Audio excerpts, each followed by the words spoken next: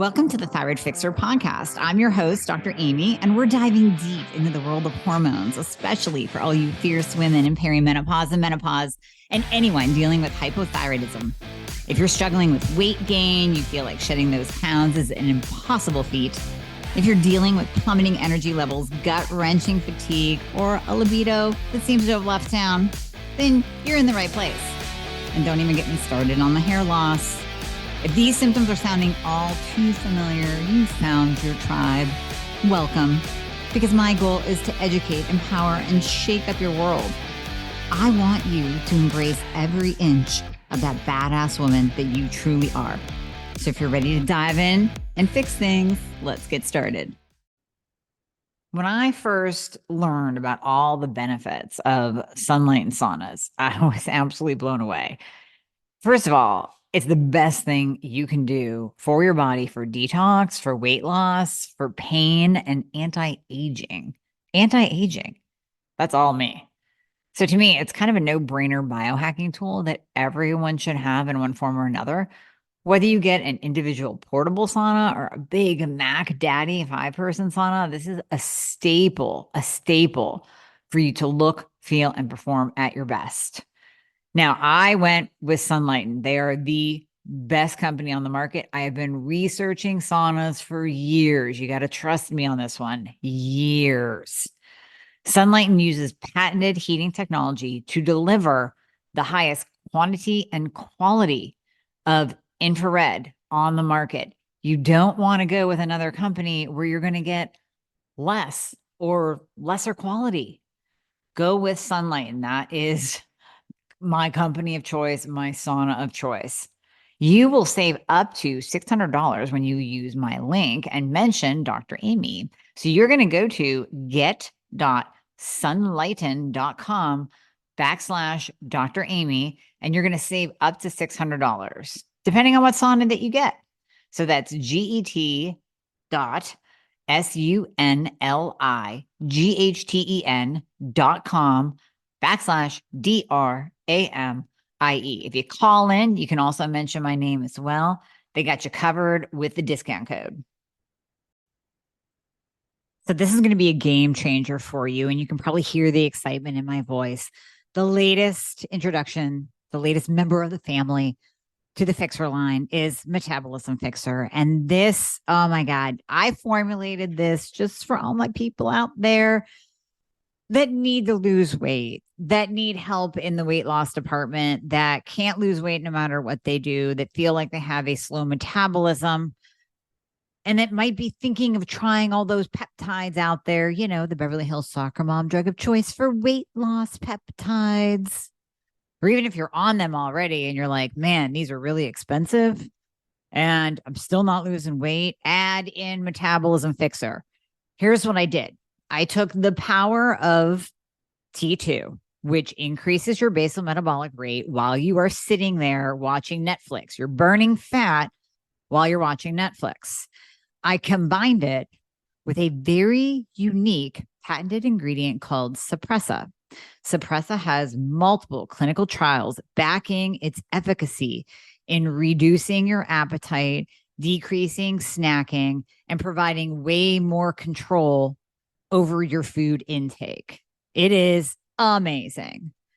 We also see improved emotional well-being, just decreased food cravings all around, reduced hunger, and weight management. Add on top of that, we have green tea extract, we have purple forest purple tea extract, both of which affect the metabolism in a very positive way without the jitters of normal fat burning supplements out there from the 1980s and 90s, right? The ones that made you feel like you're having a heart attack. You will not have that in any of my supplements, Thyroid Fixer or Metabolism Fixer. But Metabolism Fixer, ooh, yeah, we kicked it up a notch. It is in powder form, so you can drink it through your day. It's going to flavor your water. We got orange crush and refreshing citrus. I love them both. It is going to keep you under control all day long. So you throw a couple scoops in your water bottle in the morning, throw a scoop or two in your water bottle throughout the day. You will have fat burning and appetite control the entire day for what, an eighth of a price of the peptides? Oh my God, you can't go wrong. So grab some metabolism fixer today. Please let me know how you do on it. I am super excited for you. Super excited. So I am back. I brought my epigenetic specialist coach of all things, Susan Robbins, back on. You guys have heard her before on the podcast, where we dove more into this really unique platform, PH360. I think it's called something else now, but right? Isn't it called something else now? Yeah, it's Precision Health Alliance overall, but the Shae app. Yeah. The Shae app, that's right, where it really nails down your kind of like personality prototype, what you should be eating and lifestyle and sleeping and all that. But it has a tie into, at least I feel like it gets tied into genetics. And in the last podcast, we didn't get a chance to dive into genetics. And, some things have changed in the whole genetic, epigenetic world lately. There's a whole bunch of companies out there. Many of you know them. Many of you have done a report from them. We won't name names, but we're going to kind of get into the differences of those genetic reports and the companies that test your genes. And we're going to talk about my genetic report that I did with Susan. I've done one in the past and we kind of compared the two. So again, not naming names of companies, but we compared the two and wow, there was so much information missing in the last genetic report. So today you are going to learn a little bit more about genes, what you need to be looking at, what you can do if you really are interested. And you're going to hear a genetic report so you can actually learn what you can find out in order to apply it to your life, change some things in your lifestyle, your eating, your nutrition, whatever it is. I'm going to learn some things about me as well today. You're going to learn some things about me as well today. Fun. And it's going to be fun. So you're going to learn a shit ton on this episode. So Susan, thank you so much for coming back. And this is going to be kind of really crazy interesting as we go through my genetic report. But I want to start with, let's give a broad overview for newbies of why do we want to test our genetics? And I want to touch on why people get a little bit too hung up on what their genetic report says as well. Sure. So thanks for having me back. I'm excited to do this. I want to preface all this with, I am not a practitioner. I don't diagnose, treat, or cure any illness or disease. I am an epigenetic human performance coach. Okay. And that's your save your ass statement, right? We all got to say it. Right? I don't want anybody coming after me saying she's not a biologist, she's not a scientist and all. Nope, I'm not.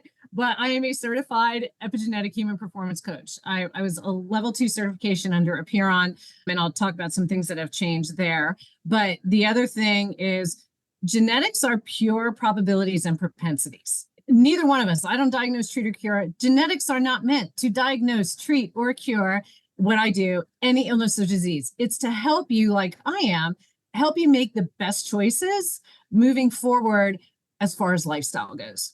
Because lifestyle almost all of the time trumps your DNA.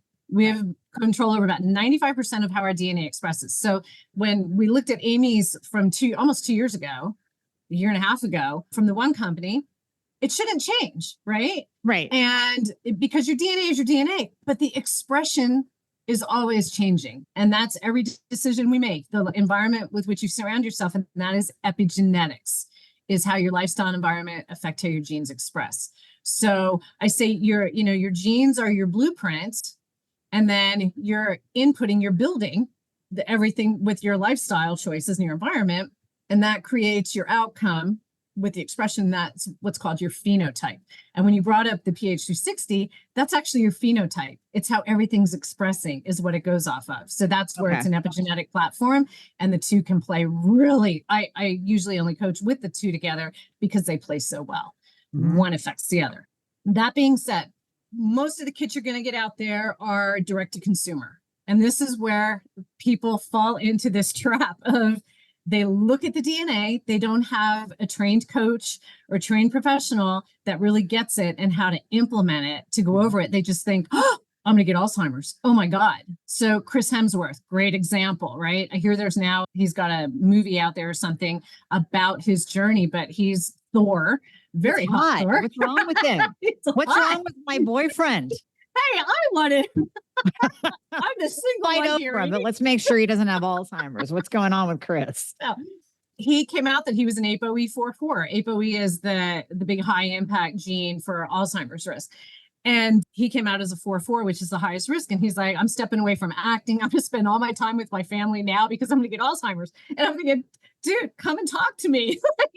Well, Talk to somebody. it's no different from Angelina Jolie whopping off her breasts because she's BRCA, right? Because the BRCA. Same Yep. thing. And there's Yeah. so many factors that go into it, right? This is healthy tissue that you can actually work with. Anyway, that's where it gets into people just going off, oh my God, I have MTHFR. We'll be talking about MTHFR. I have MTHFR. And it's this panic that goes in that creates more stress for them, which can affect MTHFR, right? Right. All of these things. So what I do as a coach, when you do DNA with me, I don't just give you access. When your report comes back, you don't have access until after we go over it. So I take, 90 minutes to go through the report so that you understand it. And we look at what's expressing. That's your genomics, like nutrigenomics, like nutrigenetics. Okay. This is eating for your genetics. So you look and see, oh, you should be eating high protein. So here's your macros. Last time I was here, I was using a Puron Zoys kit. I have since transitioned. I have my own research and development team, and I'm using my own kit, my Healthy Awakening genetic test kit. It's the same thing. It's a buccal swab, a cheek swab. We put it in the mail. I send it to you. We put it in the mail. 2 to 3 weeks, you have it back. And then as soon as it comes back, we schedule, like I said, about 90 minutes to go through it. And so you're not panicking. And you're understanding, and your head will still spin because it's so much information, but it starts coming to you better. And then then I release the report, and then I do a separate report that has all of my interpretations, recommendations for any supplements, and lab work, because labs are an excellent way of looking and saying, okay, this is expressing, this isn't, or what we're doing, are those things working? So if someone's working with Amy, we can see, are these things making a difference? So that's identified because people are worried so much about data getting out, breaches, and everybody getting your information. Right. Identifiable only by barcode. It's encrypted AF. The client data is all encrypted. The lab data, all of it's encrypted. We do not give away any of your data. It's stored around 3 months and then housed on a platform as long as you want. If you called and said, hey, Susan, I want all my stuff deleted, we'll delete it. Okay. Really, really safe. So wait, 23andMe definitely sells your data. What about the 23andMe sure does. Company that I use? Do they also? I don't know. Okay. I can't speak to that. Okay. The other thing is there's always new research, right? So you'll see if you pull up my report, every time I go in, it can be updated. So there's always new things coming up. But if you're really wanting to find out where again, things that you can work with lifestyle wise, does it really matter if you like raspberries? Does it really matter if, gee, I might grow a little more hair? Who freaking cares? I want to know, what are my propensities for Alzheimer's? How do I handle fats and carbohydrates? How do I detox? And for your people, especially as people listening, if you're not getting rid of the toxic crap you're taking in through food and environment, you got problems, right? Nothing's going to work. It's not going to work. It's not going to work. 23andMe is ancestry based. So when you look at a 23andMe report, a lot of time it's missing the most important SNPs. And then we get into quality.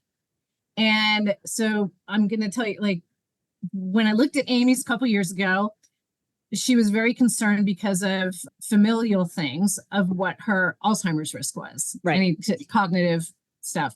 And I looked at it and it said she was an APO. Again, the ApoE genes are the big, one of the big contributors for Alzheimer's. And I saw she was an ApoE33, which is actually normal. Doesn't mean that it can't happen from there, is what I said, but it's your typical risk. Okay, it's not increased. When you have the 4 in there, the 3-4, or especially the 4-4, it's an increased risk. And when I pulled up her data a couple weeks ago on my kit, I looked and it said ApoE34. I about shit. I said, well, we weren't surprised though. I mean, for listeners who don't know, my mom died of Alzheimer's. My grandpa died of Alzheimer's. So not surprising whatsoever, but I'm not freaking out Because Not freaking out. I am doing and will continue to do, in addition to what Susan tells me to do, the lifestyle and behavior things like taking estradiol, which my mom didn't, keeping my insulin low, which my mom didn't. So we can do all of these lifestyle things to change the way that that gene is going to express itself. Absolutely. Right. And so what was interesting coming from my side of it, I'm in a panic going, which is she? We know it runs in the family. Which is she? So I immediately reach out to my lab, and what actually happens is, and ApoE is one of the hardest genes to genotype. Okay. And it's infamously that way, apparently. And some labs throw up their hands and go, I don't know. Others, they say, about 30% can't even figure it out, and you'll find it missing. And then, as I said, we can't even call it because the quality isn't to the extent we want it. Or if we're pretty close, we'll put it in there, which is likely happened with the other one. Right. So the beauty with ours is we test multiple times, especially on these high impact and something specifically ApoE, to get it as close to 100% as possible. So the cool thing is I was able to call the lab, and they went back and retested multiple times again to like 99%, to get back to me and say, she is a 3-4. Now, thank God, because it was like, well, don't worry about any of the other stuff. You're 3-3. I mean, here's how we want to dial that one up. Right. But with the 3-4, it's different. And so that's what we're going to go over when we talk about that. But that's the difference in quality. So you get what you pay for, people. Make sure that you have there's a good quality company that you trust, and that they are lifestyle based, that you can work with everything, and that you have someone that can go over it. Right. Should we just dive in and start throwing some? Yeah, absolutely. Let's dive in. Just start telling me what you see with me. And let's preface it with like, okay, for people listening right now, I'm good. I mean, that I'm like, I'm good. My energy's good. My brain function's good. My weight is good. Like I feel in general pretty good. I'm always looking to anti-age. And Susan and I were talking about this a little bit before the show, before we started, that when I did a true diagnostic report, it actually showed that I was rapid aging, where I'm like, what in the F? How is that even possible? We're going to get a little bit more into that too, because I want to know the things that I can do that maybe I'm not doing that could take me even further. Now, of course, if you're listening and you're struggling with any of these things that we're going to talk about, it might be worth diving into your genetics and getting really fine-tuned in your lifestyle, your behavior, your nutrition, because then that can play a role in how the gene is actually going to express itself. Did I say that correctly? Yeah, it plays a major part, right? So every choice you're making, for some people it might be, do I want to go take that alcoholic drink? Do I want to eat that fat bomb, right? Like all these things can play a major part. Should I exercise today? Exercise is one of the biggest epigenetic modifiers. Okay. So all those things will play a part in here. Yeah. We'll just dive in. One of the ones that came up here, it's a hugely impactful gene. So it's a COMT. Some will call it COMT, but it's catechol-O-methyltransferase. And this plays a big part in things like methylation, but what it specifically does is it's responsible for breaking down your catechols from food and neurotransmitters, estrogen metabolites, breaking down estrogen metabolites. And that's important. You got a lot of people that work with us with hormones and everything. And it's that, yes, we need estrogen, but the excess estrogen that doesn't get used, you don't want floating around too long. It increases the risk of breast cancer. So we want to be able to flush that out. And this gene is one of the things that plays a part here. So you are what's called, your genotype is called a COMT-GG. Okay. There's two alleles after the gene, and that's your genotype. So the GG is a very fast breakdown of these catecholamines and neurotransmitters. And what that means is you may have lower levels of things like dopamine, norepinephrine, epinephrine. And that can mean increased risk for snacking. estrogen, we want that it gets methylated and expelled. It's the same with the stress neurotransmitters. When they get methylated, they get broken down, and so we can work with all that. Now, other parts to the COMTGG: increased pain threshold, Yep. increased stress management. And we were laughing about this ahead of time because, yeah, I'm a little stressed going into this, right? But I'm like this all the time. And Amy's sitting back like chill, and she's like, yeah, it's no big deal to me. But I said, yeah, but I'm like this all the time. I'm a COMTAA. I'm a very slow breakdown. So I have increased levels of these neurotransmitters, which I'm more wired.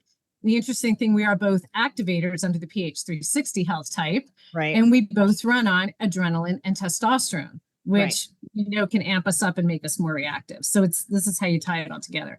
But the COMTGG is the warrior gene, because you do tend to handle the stress better because you're not amped up with these. Okay. Right. But increased snacking propensity.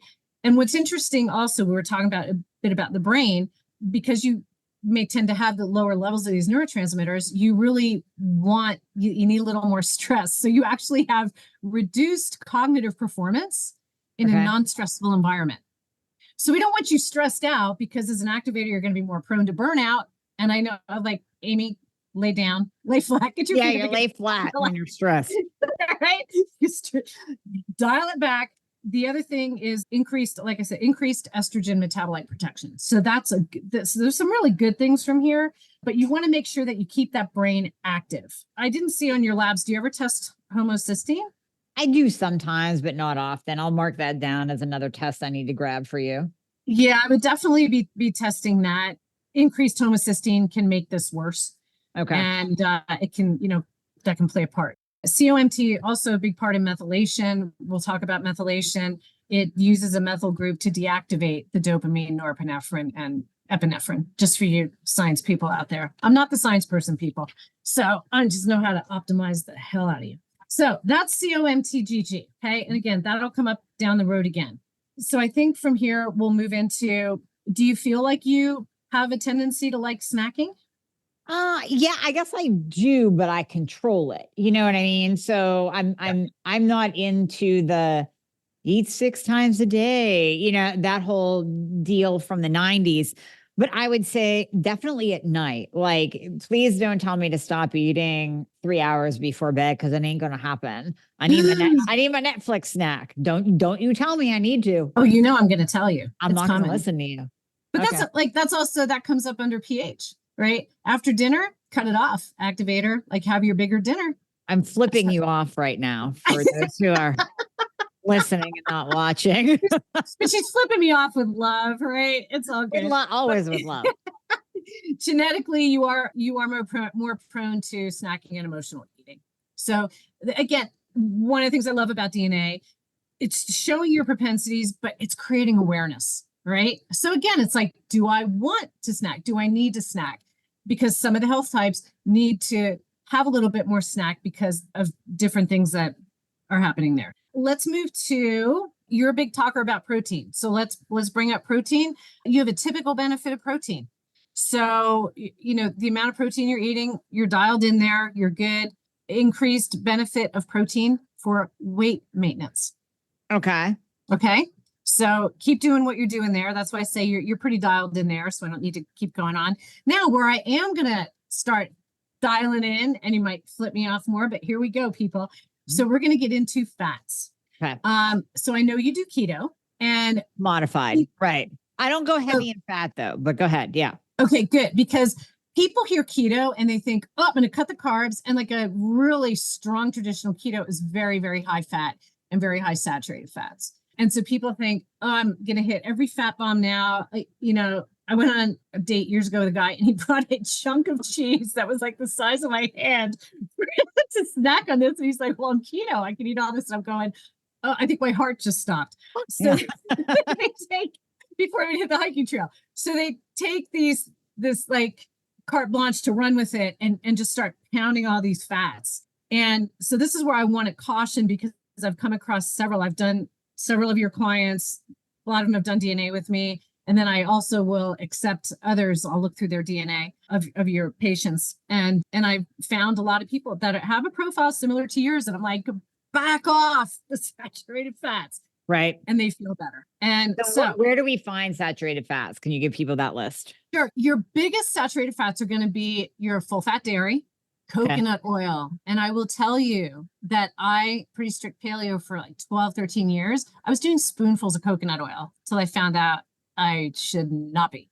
And it reflected in my labs. Coconut oil, and then your fatty meats. Okay. And it's, again, none of this is going to say don't ever do this, but it's don't do this on a regular basis if you have this. Okay. If you have some of these genetic SIPs. So we're going to talk about this. Talking again about the importance of getting in your protein, but it's hard to do. I get it. So I bring you a solution. Paleo Valley beef sticks. Now, when we're talking about beef sticks or jerky, there's so much out there on the market, and a lot of them will claim that their beef is grass-fed just as long as it was fed grass at some point in its life. But really, the cows are fed grains, and they're just sprinkled in some grass-fed, marketed that way. And they can say that it's American-made as long as it's packaged in America. You don't want that. Paleo Valley grass-fed beef sticks are the real deal. They are sourced from 100% grass-fed and grass-finished cows, never fed grains or harmful antibiotics, and they come from small family-owned farms right here in the USA. And they're good. So you want to grab some of these, add them in throughout the day. Fantastic snack on the go. Go to paleovalley.com/thyroid, and that's going to save you 15% off. So PALEOVALLEY.com/thyroid, THYROID, and save 15%. So overall fats, you likely have less effective dietary response to fats overall. Slightly reduced ability to process dietary fats.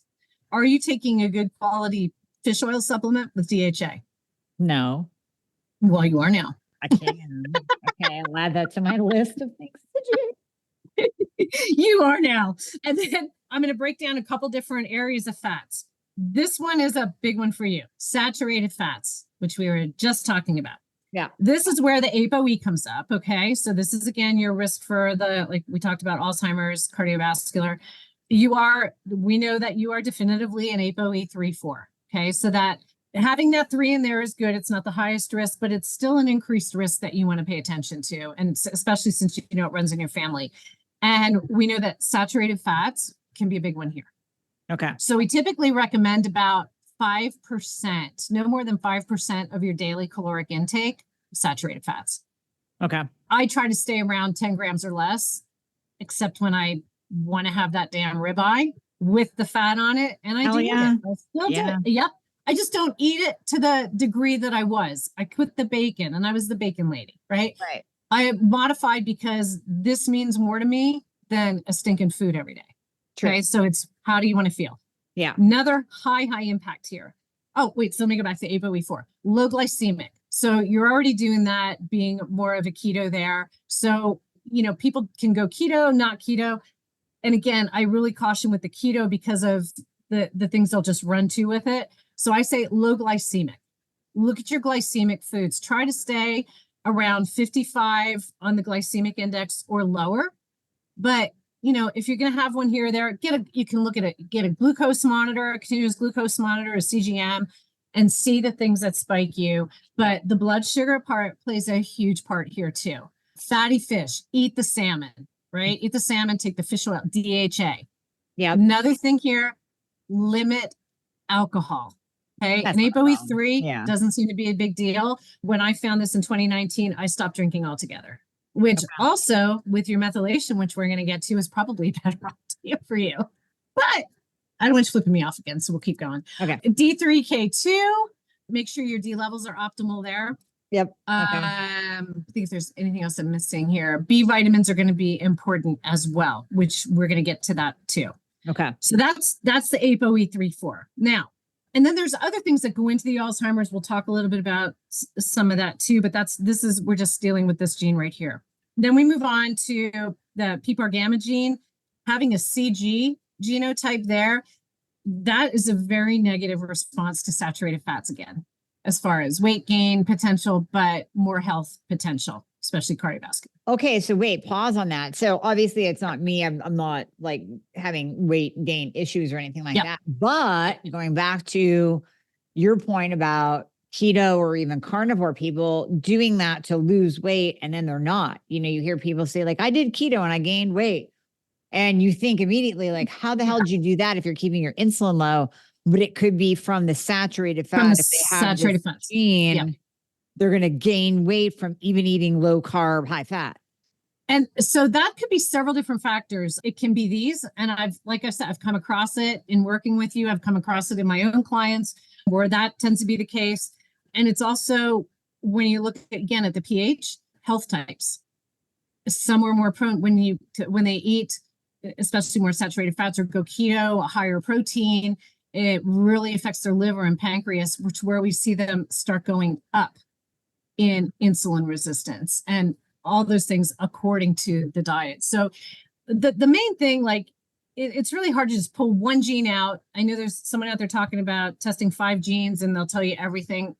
Okay, if you want to do that, go for it. I do minimum 3 panels, right? Because it's a complex system. It's like it'd be looking at just like doctors, let's just look at the TSH and say, this is what you've got going on. It's not working that way. And it's not going to work that way with your DNA. There's all these genes tie in together, several of them, they all tie in together to create that picture. And that's what we're looking at. And then when I use the pH to go with it, then you have that user manual to deal with it. And you can see why this person from the womb may be going here with this plus the DNA. So it all plays together. So it's a great point to it's not just one thing here, guys. It could be coming from several factors, but we see the propensities with DNA. I'm not surprised when I pull up their, I said, when this morning of yours, first meeting with her. And the first thing I said, I looked at what she was eating. I said, she's tired, and I go, I think she's connector. I'm thinking, but I said, I think you're way high in saturated fat. Yeah. I would just start dialing that back, see how you feel. A lot of really high fat. And she sent me her DNA right after. Like this is right before I met with you. She's an ApoE44. Yeah. 44. Her genetics were missing like every other good snip on there, but I did see that and I was like, hey, good intuitive call. I've been doing this long enough. I can kind of pick some of this stuff out. But anyway, so that's how, like you see, it can be just so helpful to know. And people are afraid, like, what if I find something out I don't want to know? Why would you not want to know how where your lifestyle's taking you? Right. It's easy to change. You have things here, both ApoB, which is apolipoprotein B, and ApoA1. Both of those I would recommend testing in your labs as well. Again, we want to get a really full set of labs. You want your lipids, test the lipids with the particle sizes, test your apolipoprotein B, ApoA1. Both of these are increased risk for increased LDL with saturated fat. And then 2 huge impact inflammation SNPs here, TNF and IL-6. Okay. Both of those, this is interesting, both of those, your genotypes are both GG. That especially with saturated fats, that you're at an increased risk for metabolic syndrome.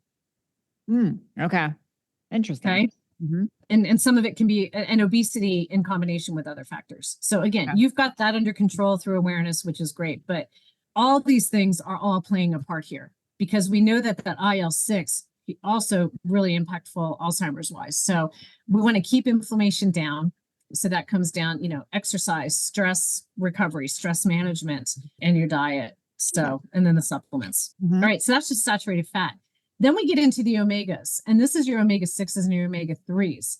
Do you do much nuts, seeds? Not so much anymore. I used to do a lot of almond flour and cooking with that. And I'll use that Birch Bender's almond flour pancake mix, but I don't do a large amount of just nuts and seeds as a snack or an ongoing thing. Okay, good. Did you feel like when you didn't feel as good? No, but I can say this. I have more control over my weight now. I used to use almond flour like it was going out of style. I used to buy those big, like 5 pound, 10 pound Yeah. bag of almond flour, right? And now I mean, I don't even have a bag of almond flour in my house. And again, I don't know if it's the oxalate thing. I didn't do it on purpose. I just kind of got Yeah. away from it. Yeah. And I don't know. It's like my weight stays more stable. Does that have any connection? Well, it's an omega, your nuts and your seeds, they're omega 6s, and you have a reduced ability genetically to regulate or process omega 6s effectively. So it can cause a bit of inflammation with some people. But again, and you want to, another great test to do is your omega 6, omega 3 ratio. Okay. That's another great one. You have an increased need for omega 3s. So there we have that fish oil coming in there. Eat the heck out of salmon, right? It's fabulous. Your fatty fish, because you want that ratio to be really good there. So I tell people here with this omega 6 risk is you don't want to go overboard, because I have people eating nuts like all day. They think, hey, this is healthy. Nuts are healthy now. And it's like they're going through bags a day, right? Yeah. And well, and nut butters, I mean, those are addictive. I would say the only addictive quality I have is to peanut butter and nut butters. So, and peanut butter, that's another one that'll come up. I want to wean off peanut. Don't go excessive on the peanut butters. No, I don't. Not anymore. Not anymore. Yeah, good. One of the things driving this to go a bit lower with the omega 6 is BDNF. And I know you've talked about this on your podcast. BDNF, brain-derived neurotropic factor, major player. Clarity, memory, spatial awareness, huge. You're a TC. CC is typically should have good BDNF. The TC, lower BDNF. Okay. We want good BDNF here. And interestingly enough, you had talked about kind of feeling a little bit, when you can feel down. The TC is an increased risk for depression. So you want to dial up that BDNF. Supplements that are fabulous for that are Bacopa mineri, and holy basil is fabulous. Now, and tend to be a bit of a lower omega 6 intake. What I thought was interesting here too, sleep deprivation, which I know that can happen sometimes with you, disrupts EEG activity during non-REM sleep more than a CC. So it really can be impactful for sleep, 15 to 20 minutes fewer deep sleep minutes than a CC. And it also indicates increased carb benefit for type 2 diabetes. Okay. And I'm going to move into carbohydrates after this as well. So was that confusing, or did I? No, actually, that was not confusing. Okay. Yeah. So we want really good BDNF levels. So important to know that things that further lower BDNF, which you don't want to do. And this is, listen up, people, sugarholics, sugar. Okay. Emotional stress. I mean, who doesn't have that though, right? I mean, here and there. Yeah, but some people more than others. And you think, because we all have stress. We're not going to get rid of stress, right? We're not going to get rid of stress, right? Reaction in the body. There's good stress, bad stress. But especially a lot of when I meet with people and they're like, I'm so frustrated because they don't feel good. They have the physiological stress from illness or, hypothyroid, whatever. They don't feel good. And then they're frustrated that they don't feel good and they're creating more stress. So this can be a driver here. Okay. And then social isolation. And you're going to have some of the health types that are more prone to isolate when they get stressed. And I say, don't take your you time, but please start reaching out to work with that, because that will help to actually alleviate stress in the long run. Okay. Yep. So stress is a big part of all this, you guys. Carbohydrates, there's an impactful one for you here. It says weight loss from low carb, likely typical. Yeah. Okay. That works. That actually jives with my body, right? Yep. And good thing that you're keeping everything under control with your blood sugar. You are increased risk for genetic-based insulin resistance. Yeah, definitely. Because my grandpa even had type 2 diabetes. So we definitely have it in my family. So you're keeping that from expressing. Which is, again, see how this works, you guys. There's a big part of this coming from the GC. It's called the GCKR gene. Increased propensity for increased insulin and glucose. Insulin spike, if you do the glucose tolerance test, they'll a lot of times see 30 to 120 minutes, a big spike from insulin, not necessarily glucose. So another gene here and it's specific to abdominal fat, because people are like, do it low carb, high carb, I don't know. It's called PLIN1. Having the CC genotype is a little bit lower carb, but not what we would think is super low carb, about 150 grams or less. Okay. And I say, really, if you're doing it mostly as veggies and some low sugar, low glycemic fruits in there, you can eat the shit out of fruits and veggies, right? Right. To hit 150, right? Exactly. Yeah. It's like not depriving. Right. Let's see, gluten, high risk.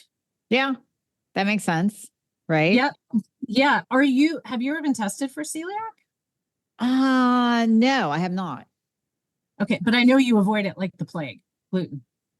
Like the plague? No. I mean, No? yeah. I mean, if we're out and it's like, I always say, if it's the best burger in the world, You and want you that really bun. want that bun that comes with it, like go ahead and eat the freaking bun, or like, if it's your birthday or whatever.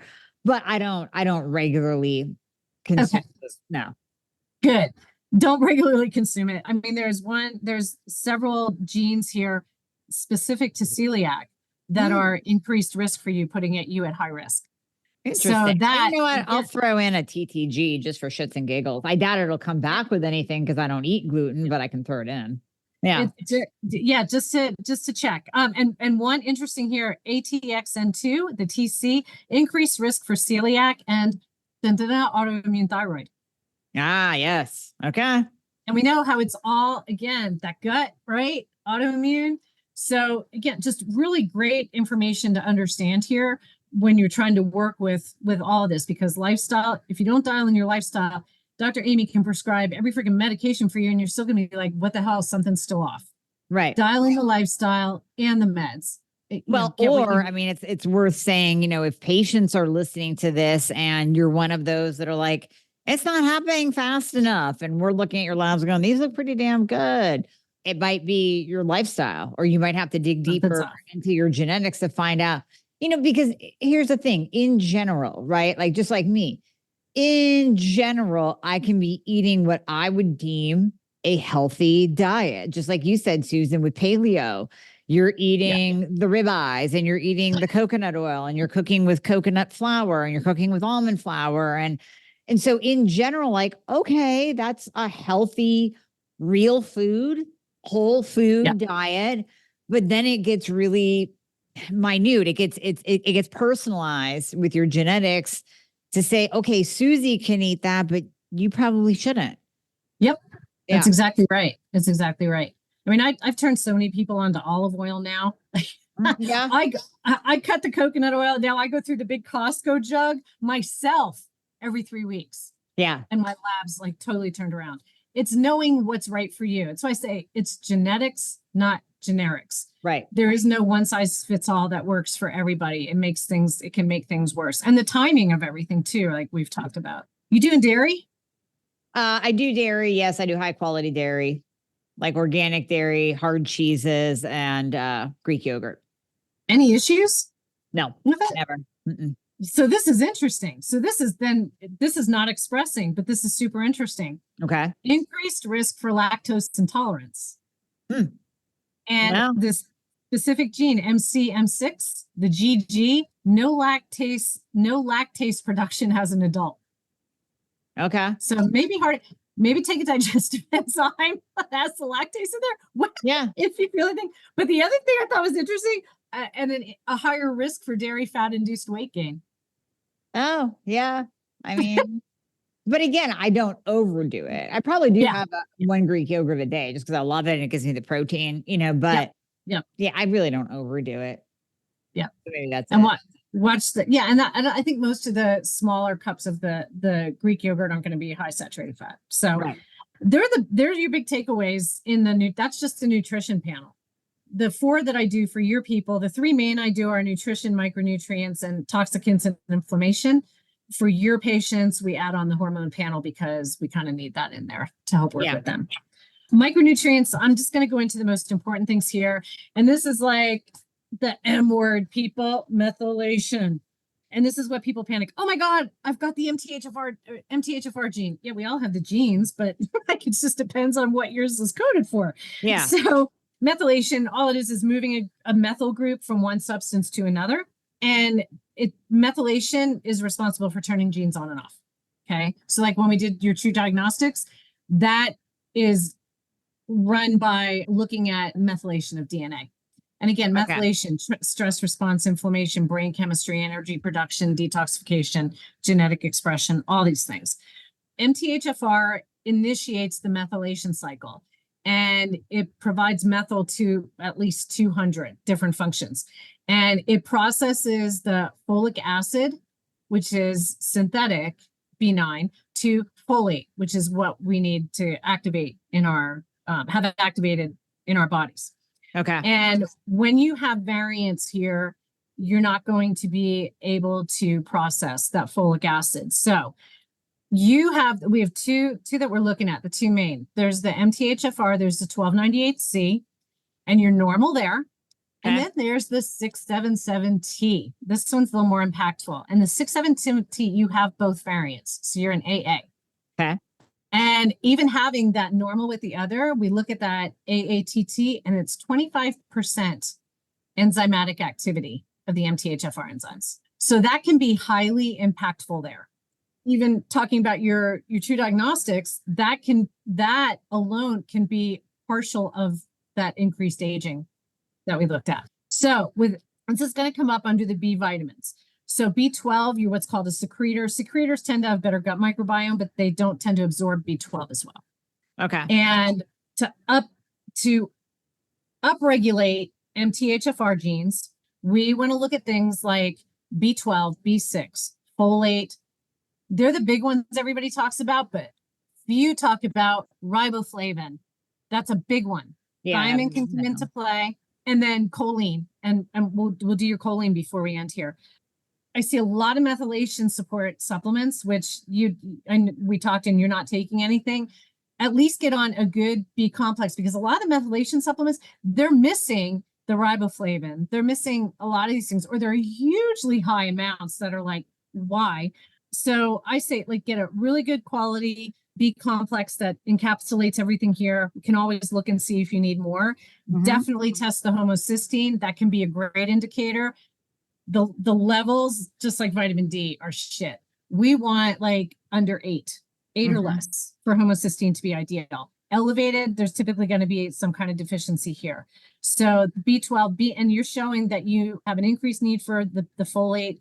B6 levels likely typical, but we still want to dial it all up together. I want to go over, because we only have a couple minutes left, but that D101, D102 that you don't see in any other genetic report. I mean, it used to be that you had to do a genetic test from overseas to get that marker tested. And for those who don't know, this is the marker that converts, or that, I don't know, you could say it better, Susan, that shows your ability to convert T4 to T3. And I'm T3 only. I don't convert. So this is how I found you. Like, how I found you was trying to figure out, because mine kept giving me the armor and giving me the T4, T3, and I was feeling worse. Right. So D101 is predominantly liver, kidneys, and it converts a T4 to T3. Mm-hmm. Then we have D102 that does it in the brain. Mm-hmm. That's not detectable by blood work, but the D101 is. That's what we see, the conversion of the T4 to T3. Yeah. And you came up, you added the two D101 genes, and I don't see these in most reports that I've gone through either. Your D101, you had, out of the two, one of them had a variant. So this is typical conversion, not ideal, right, where it's all should be good, but it was decreased conversion in the D102. And that can be feelings of lesser well-being, just not right, like more depression type feelings. And that was not, like I said, not showable by blood. But I have both of those D101 genes. I am homozygous, meaning I have both variants in both of those. So I would take the smallest amount of T4 and when I get out of bed. The more I would take, the worse I felt. And that's how I found you, listening to your podcast on this. Yeah. I ran home and I said, I know this isn't my DNA. And I looked it up and I said, holy shit, no wonder. Yeah. And the crazy thing was, took it to my nurse practitioner and she's like, well, I'm not going off of that. I still think you need T4. Kid you not. That's how bad it is out there. That's why you guys need people like Dr. Amy. Right. Shameless plug, but it's so true. One last one under the methylation, because this is it's a big buzzword right now. You got people out there talking a lot about this. Choline is the other thing that most people aren't talking about. Major part. And you have a big increased need for choline. And again, this will be under homocysteine. There's several SNPs here, but your increased risk of organ dysfunction, liver. Yep, PEMT, both variants there, 30% less function, increased risk for non-alcoholic fatty liver disease. People don't know this. Right. Most people are deficient in choline. The best source of it is egg yolks, easily depleted by exercise. Hugely important. So, you may want to think about supplementing with some choline because it is hard to take in and you train a lot.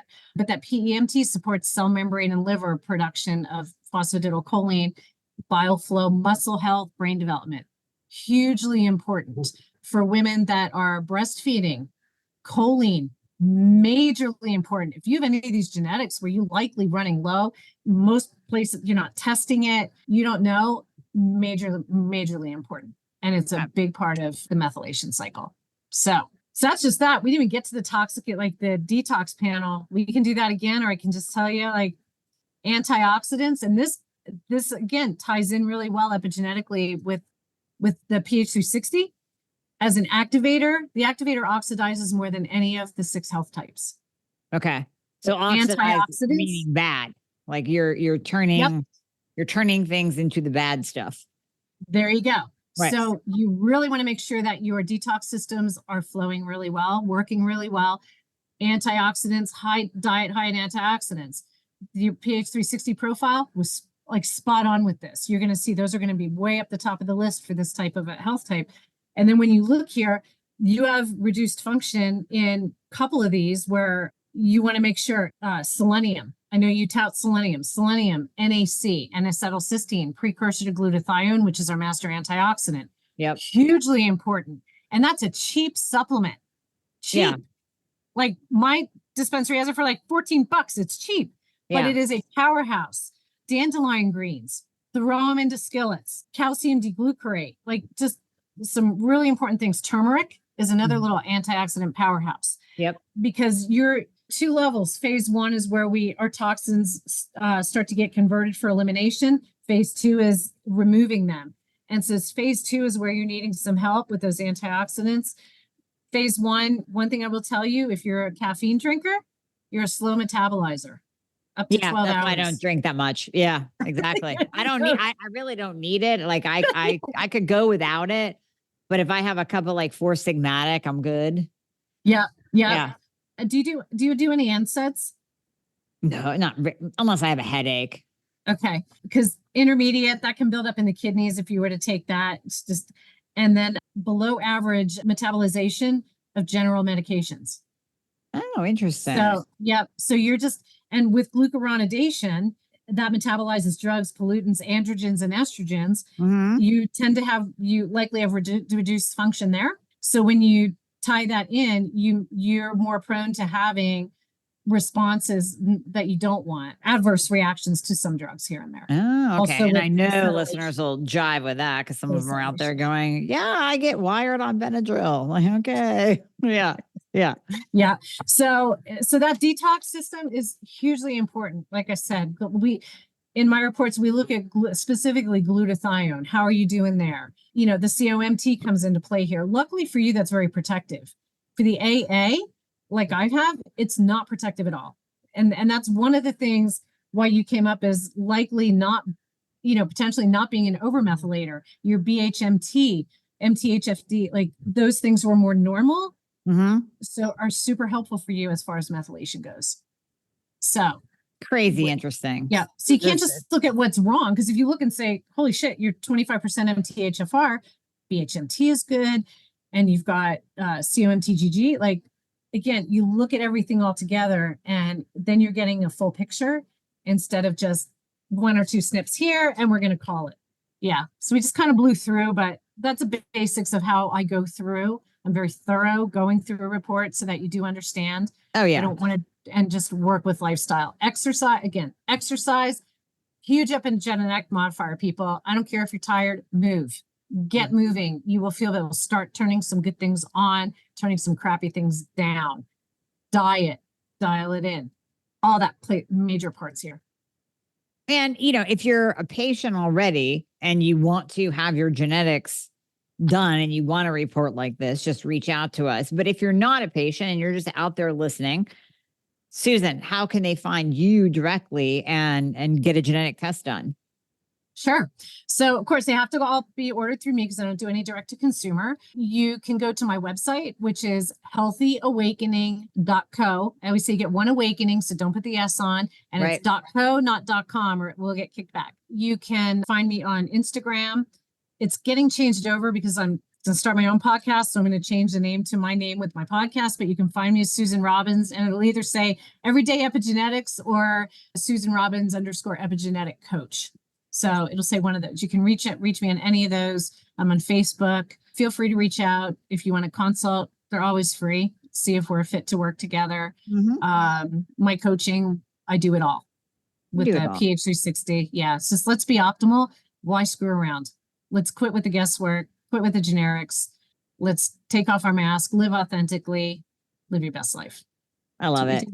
And we'll put the link to the other podcast that you and I did together in the show notes too. If people want to go back and listen to all about PH360, they can do that as well.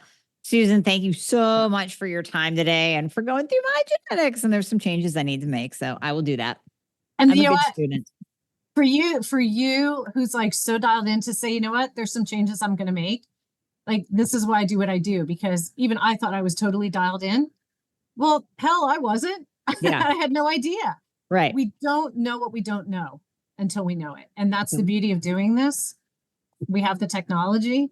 So, yeah. And the one quick thing, you can also, with my reports now, we're able to take your most recent labs, get a nice full set. We can upload them into my reports and then kick out the report showing propensities with the labs in there and have the AI generate all of that. We can get that detail now. That's so cool. Yeah, I don't know any other company that does that. So that's freaky. Yeah.